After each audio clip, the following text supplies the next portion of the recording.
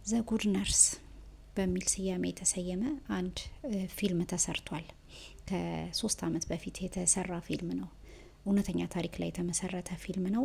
ኤሚ ላውረን በምትባል በእውነቱ ዓለም የምትኖር ሴት ነርስ ታሪክ ላይ ያጠነጠነ ነው ጅማሮ የፊልሙ ጭብጥ የሚጀምረው። ይቺ ኤሚ የምትባለዋ ጠንካራ ሲንግል ማም የሆነች ነርስ ነች። በምትሰራበት ሆስፒታል ላይ አንድ ሌላ ነርስ ይመደባል። ቻርለስ ኩለን የተባለ በጣም ልምድ ያለው ሩህሩህ ልብ ያለው የሚመስል ጎበዝ፣ እንደ ጓደኛም ሊሆናት የሚችል በጣም መልካም ሰው እሷ የምትሰራበት ክፍል ውስጥ ተመደበ።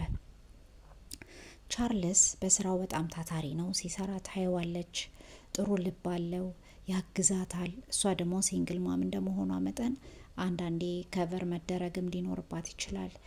አንዳንዴ ደግሞ ልጆቿን ቴኬር ያደርግላታል በሽፍቱ ማለት ነው፣ እሱ ፍሪ በሚሆንበት ጊዜ። እስከዛ ድረስ ጓደኝነትን ፈጥረዋል። በጣም የሚረዳኝ ሰው አገኘሁ ብላ በጓደኝነታቸው በጣም ደስ ብሏት ተደስታ እየሰራች ያለች የስራ ባልደረባው ነች ማለት ነው። ነገር ግን እዛ አብረው የሚሰሩበት የማገገሚያ ክፍል ወይንም ደግሞ አይሲዩ የጽኑ ህሙማን ክፍል ውስጥ ነው የሚሰሩት። ይሄ ጽኑ ህሙማን ክፍል ከዚህ በፊት ታይቶ በማይታወቅ ሁኔታ ቻርለስ ኩለን የተባለው ነርስ ተመድቦ ከመጣ ወዲህ የሰዎች ቁጥር የሚሞቱ የሰዎች ቁጥር እየጨመረ መጣ እና ነገሩን ትንሽ ጥያቄ ውስጥ ማስገባት ጀመረ። ሆስፒታሉም የሆስፒታሉ ማኔጅመንት የራሱን የሆነ ምርመራ ማድረግ ጀመረ። ጥርጣሬዎቹ ወደ ቻርለስ ኩለን ይመሯቸዋል። አንዳንድ ጥርጣሬዎች ጭራሽ ፖሊሶችም ገቡበትና ምርመራውን ጀመሩ እና ቻርልስ ኩለን ከዚህ በፊት ይሰራባቸው የነበሩ ሆስፒታሎችን ሄደው ቼክ ሲያደርጉ ጥሩ ባልሆነ ሁኔታ ሆስፒታል ውስጥ ስሙ እንደሚነሳ ተነገራቸው ማለት ነው።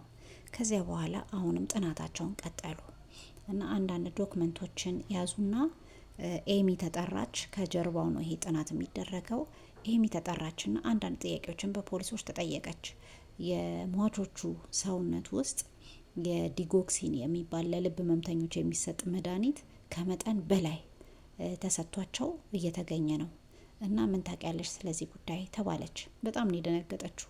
እንደዚህ አይነት መድኃኒት ሊሰጣቸው የሚችልም ሰዎች የሉም፣ ቢሰጥም እንኳን መጠኑ የዛን ያክል አይደለም መሰጠት ያለበት ብላ በጣም ደነገጠችና መጠራጠር ጀመረች። በጣም የምትወደውን እንደ ጓደኛ አድርጋ የያዘችውን ረዳቴ የምትለውን ይሄ ታታሪ ነርስ መጠራጠር በጣም ቢከብዳትም ግን ሳትፈልግ መሰለል ጀመረች ማለት ነው እና አንዳንድ ሁኔታዎችን ማየት ከሁኔታው ጋር ማገጣጠም ጀመረች። የእውነትም ሰውየው ሰዎችን እየገደለ መሆኑን በሚያስገርም ሁኔታ ለግድያ የሚመስሉ ነገሮችን እያደረገ መሆኑን አወቀች ማለት ነው። ከዚያም ፖሊሶች በሚያውቁበት ሁኔታ ድምጽ በሚቀዳበት ሁኔታ ቁጭ አድርጋው ነርሱን ልክ እንደ ጓደኛ ሆና ሳያስበው ጠየቀችው ማለት ነው። እነዚህን ነገሮች የእውነት እያደረካቸው ነው ብላ በቃ ልብ በሚነካ ሊክድ በማይችልበት ሁኔታ አድርጋ ጠየቀችው። አዎ እኔ ነኝ እየገደልኳቸው ያለሁት ብሎ አመነ፣ በሚያስደነግጥ ሁኔታ ማለት ነው። እና ምንድነው በፖሊስ ተያዘ፣ አመነ። ምንም የካደው ነገር የለም። ብዙ ሰዎችን እንደገደልና ለምንድነው የምትገላቸውም ተብሎ ሲጠየቅ ከስቃያቸው እንዲያርፉ ፈልጌ። ይሄ ኢሌጋል ነው፣ በፍጹም የሚደገፍም ሀሳብ አይደለም። ከስቃይ የሚያሳርፋቸው እሱ ሳይሆን ራሱ ኔቸሩ ዴዝ የሚባለው የማይቀረው ሰዓት ሲመጣ ነው እንጂ እሱ ከሰፈሪንጉ የማሳረፍ መብት የለውም።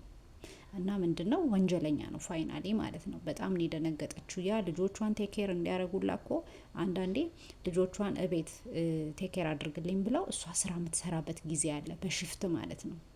ያን ያክል ስታምነው የነበረውን ሰው ድንገት ገዳይ መሆኑ ስታቅ ምን ያህል እሷም ደንግጣ ሊሆን እንደሚችልና በዛ ምክንያት ነው እሷ ነች የተቀረውን በቃ ይሄንን ነገር ያስቆመችው እሷ ነች በማለት ዘ ጉድ ነርስ ብለው ሰየሟት። ጥሩዋ ነርስ ማለት ነው፣ ትክክለኛዋ ነርስ የሚል ስያሜ ሰየሟትና በዛ ታሪክ ዙሪያ ላይ ፊልም ተሰራ ማለት ነው። ይህን ይመስላል የዛሬ ታሪካችንና ምንድነው የምንማረው መሰላችሁ ከዚህ ታሪክ? ምን ያህል በሐኪሞችና በህመምተኞች መሀል ያለው እምነት አንዳንዴም ሊጎዳ እንደሚችል እንዲሁም ደግሞ ሰዎች ሆስፒታላቸው ስማቸው እንዳይጠፋ ብለው፣ በነገራችን ላይ የሆስፒታል ስማቸው እንዳይጠፋ ብለው የዛ ሆስፒታል አድሚኒስትሬተርስ ነገሩን ሊሸፋፍኑት ሞክረው ነበር። ያም አንዱ ወንጀል ነው፣ እነሱንም የሚያስጠይቃቸው ነገር ነው። ሌላው ደግሞ ምንም እንኳን ጓደኝነታችን የጠነከረ የቤተሰባዊ ግንኙነታችን የጠነከረ ቢሆንም አንድ ሰው ወንጀለኛ ከሆነ በሀቀኝነት አሳልፈን መስጠት አለብን። ኖ መባል ያለበትን ነገር ኖ ማለት አለብን እና ለዛም ነው እሷን ደ ጉድ ነርስ ያሰኛት ማለት ነው። እና ፊልም እንዲሰራም አስገራሚ ያደረገው ታሪኩንም ያ ነው ማለት ነው። ምናልባትም ይሄ ሰውዬ ሲጠየቅ የሚገርማችሁ እስከ ስንት ሰው ገለ ሊሆን ይችላል።